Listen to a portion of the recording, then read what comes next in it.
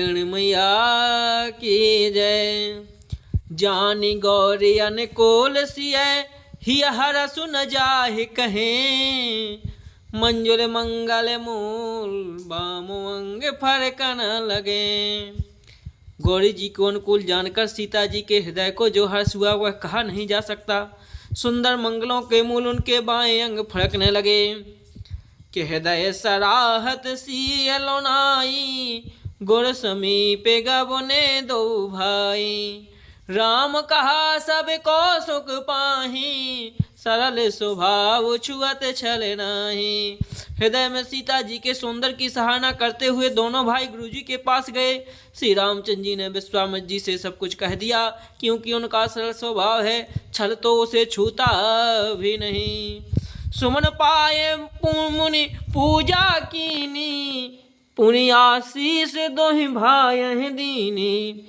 सुफल मनोरथ हो ये तुम्हारे। राम लखन सुन भये सुखारे।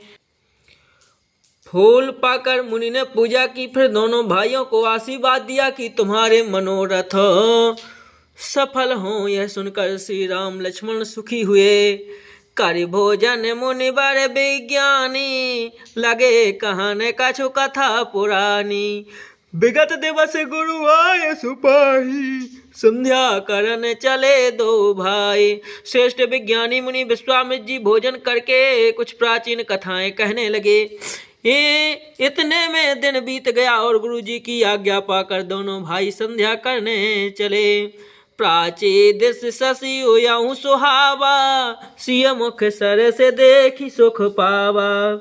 बहुरे विचारो कीनो मन माही। सिय बदन समोहिम करो नाही। उधर पूर्व दिशा में सुंदर चंद्रमा उदय हुआ। श्री रामचंद्र जी ने उसे सीता जी के मुख के समान देखकर सुख पाया। फिर मन में विचार किया कि यह चंद्रमा सीता जी के मुख के समान नहीं है।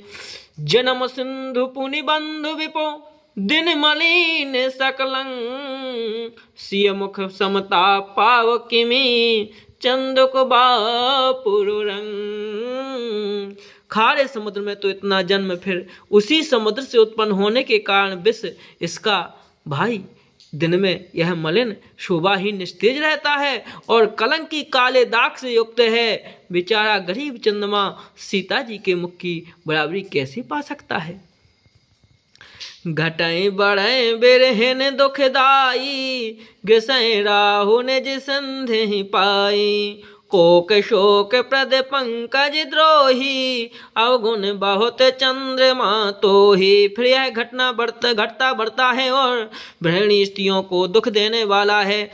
राहु अपने संधि में पाकर से ग्रस लेता है। चकवी के वियोग का शोक देने वाला और कमल का बेरी उसे मुरझा देने वाला है। हे चंद्रमा, तुझमें बहुत सी अवगुण हैं जो सीता जी में नहीं है। वैदेही मुख पट तर दीने। दो से बड़े अनुचित कीने। शिय मुख छवि विधो ब्याज बखानी। गुरु पही चले निसावर जानी। अतः जानकी जी के मुख की तुझे उपमा देने में बड़ा अनुचित कर्म करने का दोष लगेगा। इस प्रकार चंद्रमा के बहाने सीता जी के मुख की छवि का वर्णन करके बड़ी रात हो गई। जान वे गुरु जी के पास चले। कर मुनि चरण सरोज प्रणामा।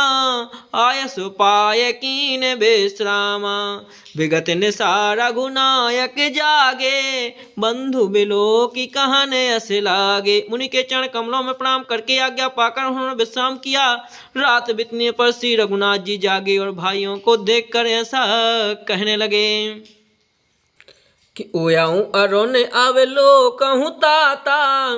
पंकज कोक लोक सुख दाता। बोले लखन जोर जोग पानी। प्रभु प्रभाव सूचक मृदुबानी। हेता देखो, कमल चक्रवाक और समस्त संसार को सुख देने वाला अरुणोदय हुआ है। लक्ष्मण जी दोनों हाथ जोड़कर प्रभु के प्रभाव को सूचित करने वाली कोमल वाणी बोले। अरुणोदय सकुचे कुमुद उडगन ज्योति मलिन।